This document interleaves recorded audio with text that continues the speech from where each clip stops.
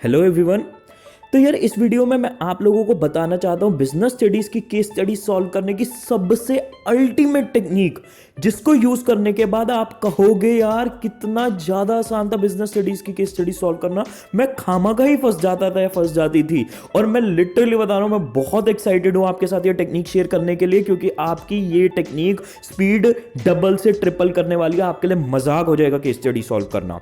अब देखो, इस टेक्निक को डेमोन्स्ट्रेट करने के लिए मैंने 2018 का सीबीएसई का क्वेश्चन पेपर पिक किया है। तो हम इस टेक्निक को बोर्ड के एक्चुअल क्वेश्चन पे यूज करने वाले हैं और आप खुद अपनी नजरों से देखोगे यार ये टेक्निक कितने वंडर्स कर सकती है आपके लिए सब कुछ मजाक बन जाएगा। देखो यार, होता क्या है आपके बिजनेस स्टडीज के पेपर में, एक तो आते सिंपल थ्योरी क्वेश्चन जैसे यहां पे लिखे हुए हैं, आपको जिनकी डेफिनेशन लिखनी है वो कोई टेंशन नहीं है, आपको याद है तो आप लिख ही दोगे। दिक्कत आती है केस स्टडीज में। अब केस स्टडीज को सॉल्व करने में हम सबसे बड़ी गलती क्या करते हैं, जैसे ये हमारे आगे केस स्टडी है। आप क्या करोगे, मोस्टली बच्चे, आप पहले केस उठाओगे, केस पढ़ोगे और केस समझोगे। ये सबसे बर्बाद टेक्निक है। क्यों? क्योंकि बोर्ड में आपको केस समझने के मार्क्स नहीं मिलने, आपको केस के क्वेश्चन को सॉल्व करने के मार्क्स मिलने हैं जो आपका नीचे लिखा हुआ होता है।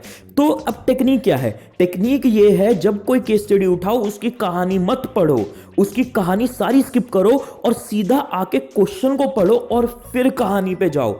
अब मैं इस टेक्निक को आपको डेमोन्स्ट्रेट करके दिखाऊंगा। मैंने क्वेश्चन मार्क कर रखा है जहां पे ये इतनी अल्टीमेट तरीके से यूज हो रही है और आप देख के कहोगे हाँ यार मजा आ गया। देखो, आपके आगे 4 नंबर का क्वेश्चन है। ये 4 नंबर का क्वेश्चन कि आप पूरी कहानी पढ़ोगे, कितनी बड़ी कहानी लिखी हुई है।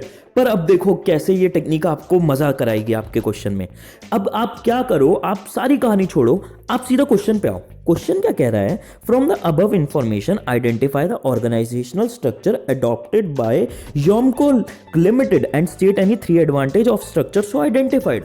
मतलब क्या है, क्वेश्चन ने आपको सीधा सीधा कहा है कि आपको क्वेश्चन ने हिंट दे दिया कि भाई ये इतनी बड़ी कहानी से मुझे कुछ नहीं जानना, मुझे बस इतना जानना है कि इस कहानी में फंक्शनल स्ट्रक्चर की बात करी गई है, डिविजनल स्ट्रक्चर की बात करी गई है। और आगे क्वेश्चन में भी लिखा है कोई 3 एडवांटेज बता दो उस स्ट्रक्चर की। मतलब आपको कुछ मत्था नहीं मारना, इस केस स्टडी को पढ़ के आपको सीधा बस ये निकालना है कि वे फंक्शनल स्ट्रक्चर है या डिविजनल स्ट्रक्चर है।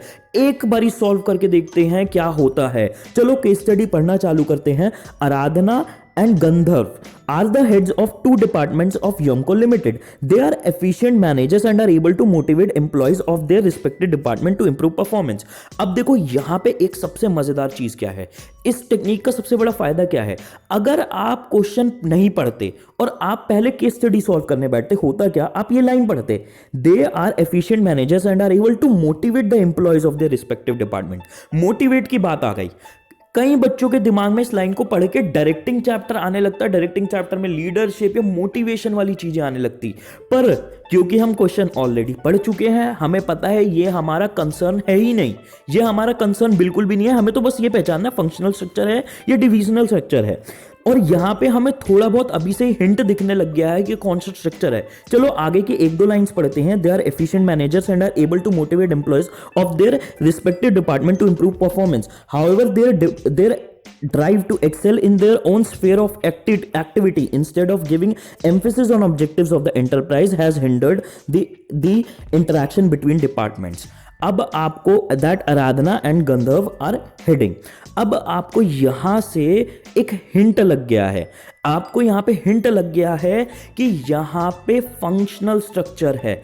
अगर यहां डिविजनल स्ट्रक्चर होता तो यहां प्रोडक्ट्स की बात होती, प्रोडक्ट्स में अलग अलग कैटेगरीज की बात होती। और इनफैक्ट आप आगे का पूरी कहानी भी पढ़ोगे, आपको बिल्कुल क्लियर हो जाएगा कि यहां पे सीधा सीधा फंक्शनल स्ट्रक्चर लगना है। आपको ये पूरी केस स्टडी ना समझने की जरूरत है ना याद करने की जरूरत है। इनफैक्ट आप स्टार्टिंग की 4, 5, 6, 7 लाइन्स में ही समझ जाओगे कि यहां फंक्शनल स्ट्रक्चर है और आपको फंक्शनल स्ट्रक्चर की 3 एडवांटेजेस बतानी है। यार देखो, आपका बिजनेस स्टडी का जो बोर्ड एग्जाम होता है उसमें आपको बहुत कंफ्यूज किया जाता है, बहुत लंबी लंबी 2-2 पेज की कहानियां दे दी जाती हैं। और उसमें मतलब एग्जैक्टली ऑब्वियसली 2 पेज की कहानी नहीं होती, बट कहने का मेरा मतलब यह है कि बहुत लंबी कहानी दी जाती है और उसमें कई सारे चैप्टर्स के वर्ड्स और कॉन्सेप्ट घुसा दिए जाते हैं। बट अगर आप क्वेश्चन पहले पढ़ लोगे, आपको पता होगा आपको क्या आइडेंटिफाई करना है और आप कहानी ना आपको याद करने की जरूरत है ना आपको उसमें घूम जाने की जरूरत है। मैं आपको एक और, इसको सॉल्व नहीं करेंगे पर अब एक क्वेश्चन और देखो इसका नेक्स्ट क्वेश्चन 4 नंबर का है। ये तो और लंबी कहानी है, पर हमारा क्वेश्चन क्या मांग रहा है, चलो एक बार क्वेश्चन देखते हैं। The above case highlights the features of one of the function of management by coating lines from the above identify and explain these features. अगर आप यहां कहानी पूरी पढ़ लेते पहले और फिर क्वेश्चन पढ़ते, आप अपना सर पकड़ लेते बोर्ड में। क्यों? क्योंकि आपने जब पहली बार कहानी पढ़ी थी, आपको कोट करनी है क्वेश्चन केस स्टडी में से लाइन। अगर आपने क्वेश्चन पहले पढ़ लिया होता तो आप पहले ही रीड में लाइंस कोट करते जाते और अपने फीचर्स आइडेंटिफाई करते जाते। समझ रहे हो ये टेक्निक कितनी ज्यादा जबरदस्त है और ये कितने आपकी स्पीड और आपके लिए मजाक बना देगी केस स्टडी सॉल्व करना। अब देखो ये क्वेश्चन पेपर जो है, इसका मैंने आपको लिंक नीचे दूंगा, और ये जो रेड सर्कल मैंने कर रखे हैं, ये रेड सर्कल्स वाले सारे क्वेश्चंस में, हालांकि ये सारी केस स्टडीज हैं, इन सब में आपको जो मैंने टेक्निक बताई है वो यूज करके देखनी है और आपका माइंड ब्लो हो जाएगा कि कितना ईजी है हर चीज आपके लिए। आपको पहले क्वेश्चन पढ़ना है, कहानी नहीं पढ़नी। कहानी को छोड़ो, क्वेश्चन पे आओ और फिर कहानी पे आओगे, आपको मजा आ जाएगा देख के कि आपकी स्पीड कितनी बढ़ चुकी है। तो यार इस वीडियो में को एंड करते हुए मैं बस आपको ये चीज बता दूं भाई, टॉपर की आंसर शीट का एनालिसिस की वीडियो जैसे मैंने इंग्लिश में बनाई थी, वो मैं फटाफट से वीडियो आने वाली है, क्योंकि भाई बच्चे सबसे ज्यादा इन्हीं दो चीजों में फंसते हैं, केस स्टडी कैसे सॉल्व करें वो मैंने अब बता दिया है आपको, और आपका फिर मैं बताऊंगा कैसे आंसर लिखना है टॉपर की आंसर शीट को एनालाइज करते हुए। और मैं आपको एक चीज और बता दूं यार, ये टेक्निक सीधा जाके बोर्ड एग्जाम में यूज मत करके आना। अगर आप बोर्ड से पिछले दिन आप ये टेक्निक देख रहे हो और फिर आप सीधा बोर्ड में जाके ऐसे अंधाधुनी से यूज करने लगोगे, आप गलती कर बैठोगे। आपको पहले ये टेक्निक एक दो क्वेश्चन पेपर पे प्रैक्टिस करनी है। जब आप इसका हैंग आपको आ जाएगा, सिर्फ 1 या 2 क्वेश्चन पेपर से ही आपको आ जाएगा, उसके बाद बोर्ड में यूज करके आना है। इसे डायरेक्ट इस वीडियो से देख के बोर्ड में मत यूज करके आना, आप फंस सकते हो। ये टेक्निक यूज करने के लिए पहले आपको थोड़ी प्रैक्टिस होनी चाहिए इस टेक्निक की। तो भाई इस वीडियो में इतना ही। आपको भाई माइंड ब्लो किया इस टेक्निक ने, प्लीज कमेंट में जरूर बताना और हम नेक्स्ट वीडियो में मिलते हैं। तो best of luck guys and bye.